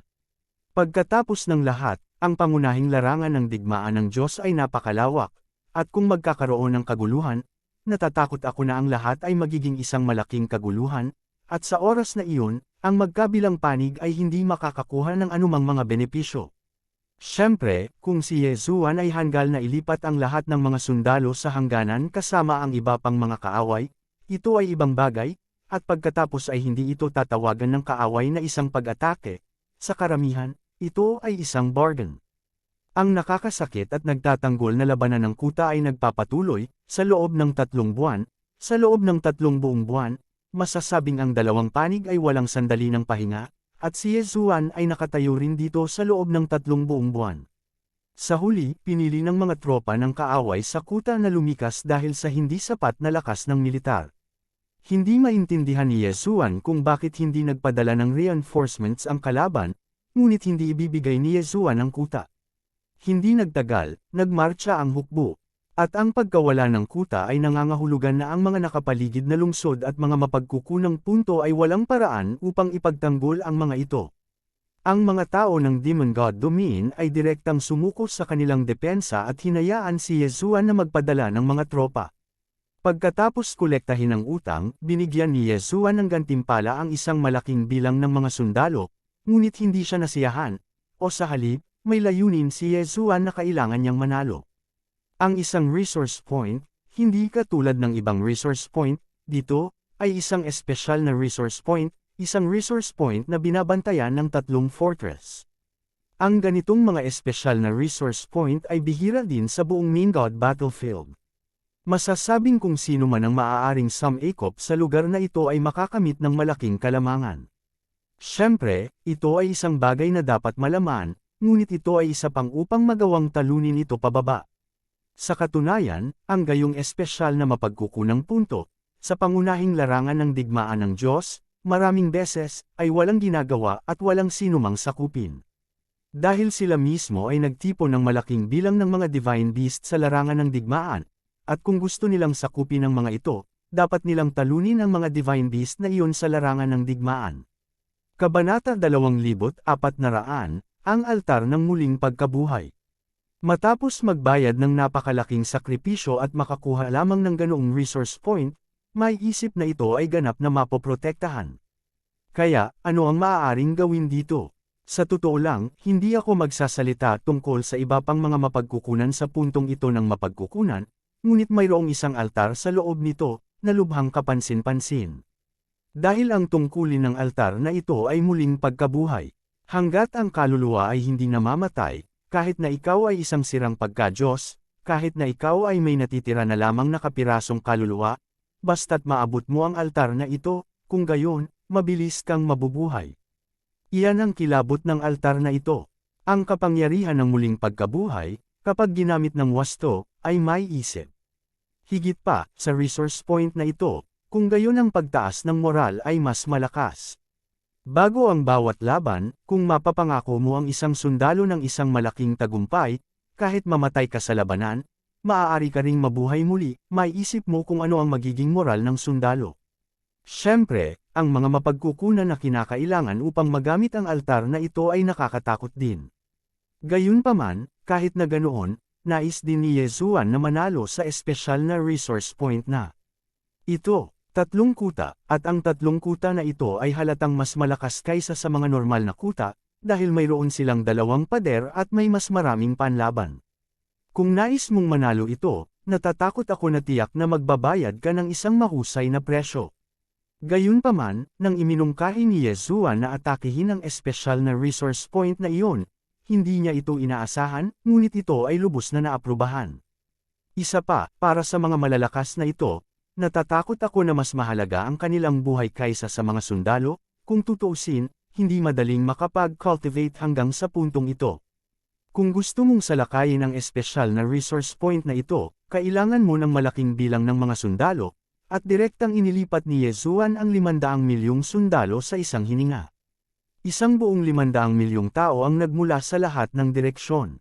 Masasabing ang mga aksyon ni Yezuan ay direktang nagpakaba sa lahat ng puwersa sa Demon God Divine Domain. Napakabihirang para sa isang lokal na digmaan na gumamit ng daan-daang milyong tao, lalo pa ang isang buong 500 milyong tao.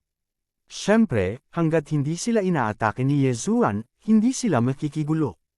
Nang malapit nang umatake si Yezuan, isang sugo ng Jido sa tabi niya ang nagpadala ng mensahero.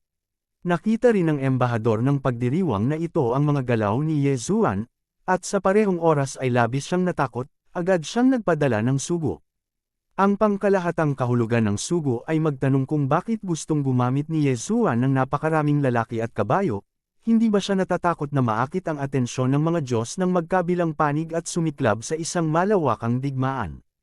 Bahagyang ngumiti si Yezuan, ngunit sumagot, hindi kaya kung tayo ay nasa ganoong pagkapatas, hindi ba sumiklab ang isang malawakang digmaan?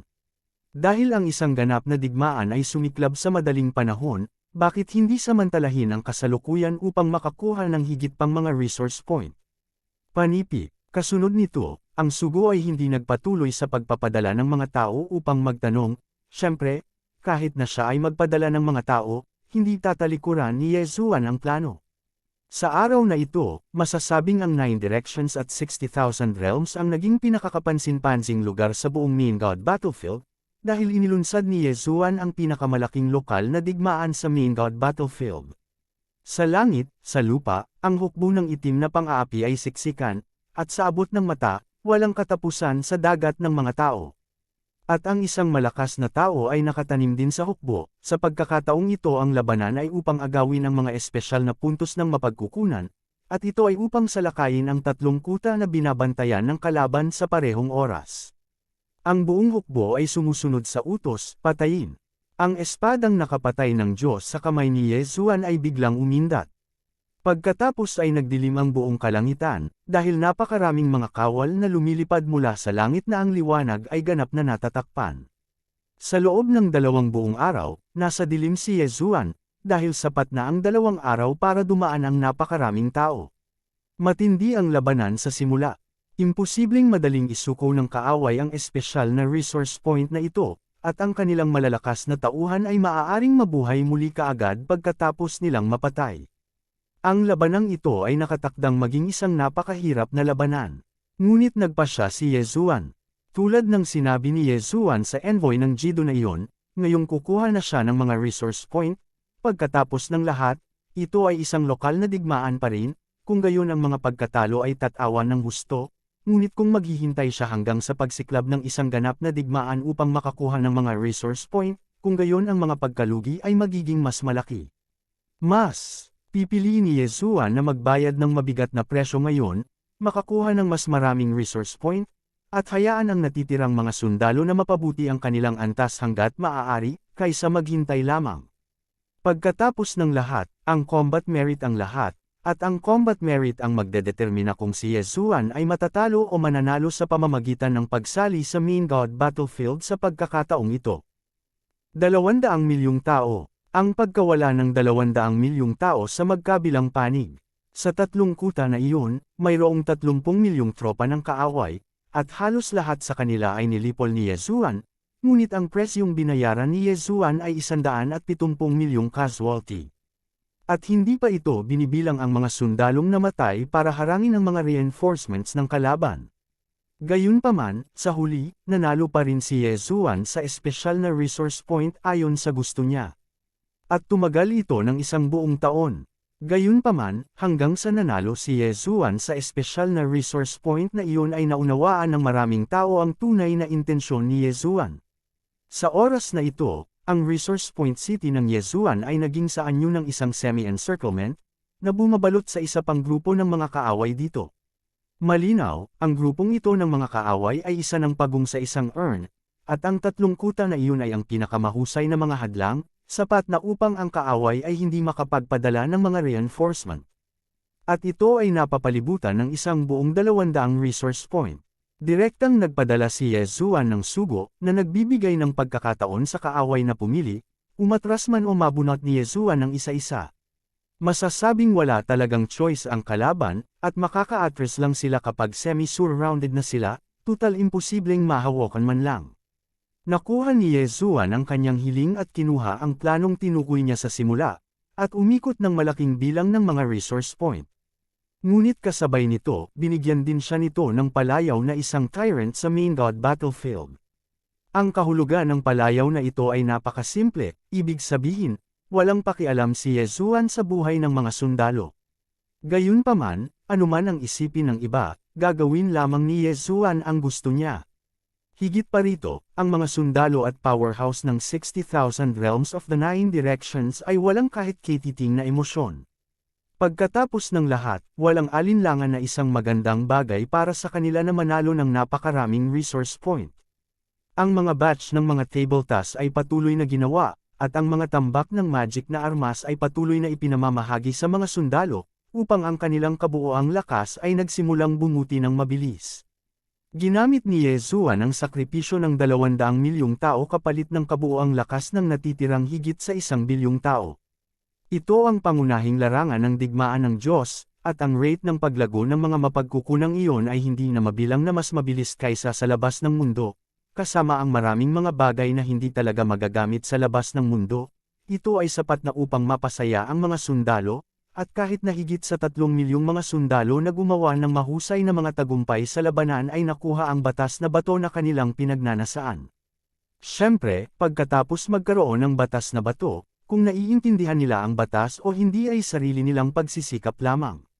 Matapos ikot ni Yezuan ang mga resource point na ito, itinigil niya ang digmaan. Sa halip, ginawa niya ang lahat upang mapabuti ang lakas ng kanyang mga nasasakupan. Ang naturang self-launched local war ay walang military merits, at masasabing kakaunti lang ang gagawa nito. Kung ito man ay ang Kunlun Divine Domain o ang Demon God Domain, ang lahat ng puwersa ay talagang naghihintay para sa muling pagsiklab ng isang ganap na digmaan. 50 taon. Sa loob ng buong 50 taon, ang buong larangan ng digmaan ng pangunahing Diyos ay lubhang mapurol, maliban sa paminsan-minsang lokal na digmaan, ito ay karaniwang kalmado. Sa panig ni Yezuan, wala pang lokal na digmaan sa loob ng 50 taon. Ngunit sapat na ang 50 taon. Ang kabuuang digmaan ay nagsimula na.